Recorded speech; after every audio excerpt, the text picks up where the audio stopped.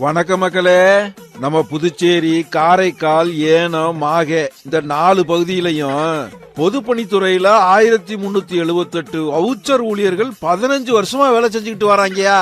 15 வருஷமா ஒப்பந்த பணியாளர்களா இருக்க இந்த வவுச்சர் ஊழியர்களை பணி நிரந்தரம் செய்ய மாட்டேங்குது இந்த NRBJP அரசாங்கம். இந்த குடிநீர் விநியோகம் பண்றது, சாலை கட்டமைப்பை சரி செய்யறது, அத்தியாவசிய பராமரிப்பு பணிகளை செய்யறது எல்லாம் இந்த மக்கள் தான் பண்றாங்க. ஆனா இவங்களுக்கு சம்பளம் எவ்வளவு தெரியுமா?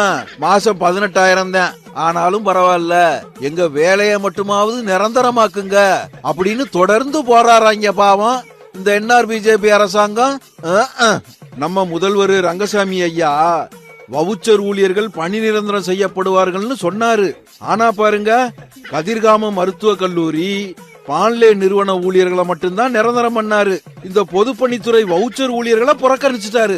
அதனாலதாயா இந்த அநியாயத்துக்கு எதிரா 100க்கும் மேற்பட்ட வவுச்சர் ஊழியர்கள் செஞ்சி சாலையில இருக்க தலைமை பொறியாளர் அலுவலகத்தை முற்றுகையிட்டு காலி பணியிடங்களை உடனே நிரப்புங்க, 15 ஆண்டுகளா உழைச்சவங்களுக்கு பணி நிரந்தரம் வழங்குங்க அப்படின்னு போராடிக்கிட்டு இருக்காங்க பாவம். இது அவங்களோட கோரிக்கை இல்லையா, இது வவுச்சர் ஊழியர்களோட உரிமை. அதனாலதான் தாத்தா அவங்க போராட்டத்துக்கு ஆதரவு தாரேன். இந்த NRBJP அரசாங்கத்துக்கிட்ட புதுவை தாத்தா வைக்கிற கோரிக்கை ஒன்னே ஒண்ணுதான். வவுச்சர் ஊழியர்களுக்கு fix there job and happiness will flourish bro.